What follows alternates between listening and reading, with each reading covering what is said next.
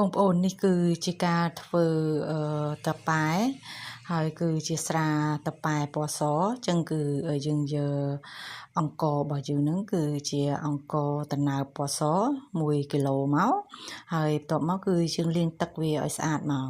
យើងលាងទឹកឲ្យស្អាតហើយបន្ទាប់មកយើងដាក់វាទុកឲ្យស្រស់ទឹកមកនៅពេលដែលអង្ករដំណើបរបស់យើងហ្នឹងស្រស់ទឹកហើយអញ្ចឹងគឺយើងត្រូវយកប្រដាប់ប្រដាដែលយើងធ្វើហ្នឹងគឺយើងយកមកត្រាំទឹកក្តៅបែបហ្នឹង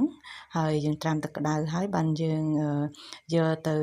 ដាក់អង្កររបស់យើងហ្នឹងយកទៅចំហុយអញ្ចឹងដូចជាកសែងរបស់យើងដាក់ក្រាលពីខាងក្រោមដាក់អង្ករយើងហ្នឹង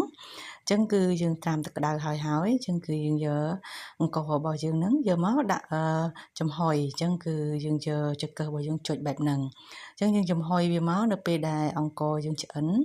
គឺវាល្មួតបែបហ្នឹងបងប្អូនអញ្ចឹងអង្ករដំណើបគឺវាល្មួតបែបហ្នឹងនៅពេលដែលឆ្អិនហើយអញ្ចឹងគឺយកវាចេញមកគឺយើងទុកឲ្យវាត្រជាក់សិនមកនៅពេលដែលត្រជាក់ហើយបានយើងដាក់វាគឺយើងចាក់ទឹកចូលទៅក្នុងនឹងបន្ថែមទឹកមកដើម្បីឲ្យអង្កររបស់យើងហ្នឹងវានៅពេលដែលយើងរាយវាទៅឲ្យវាកុំឲ្យវាជាប់អញ្ចឹងកុំឲ្យវាជាប់ស្អិតអញ្ចឹងយើងបន្ថែមទឹកមកអញ្ចឹងគឺយើងច្របល់វាចូលគ្នាបែបហ្នឹងមកបានយើងយក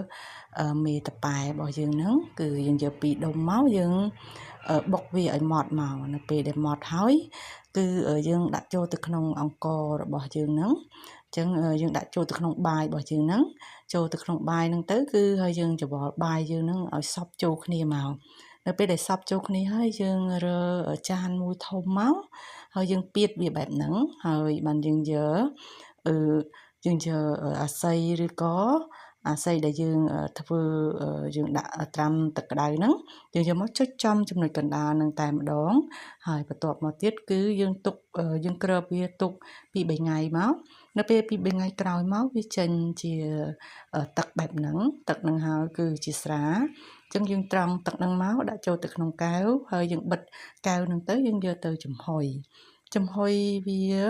តែ5-10នាទីមកនៅពេល5-10នាទីក្រោយមក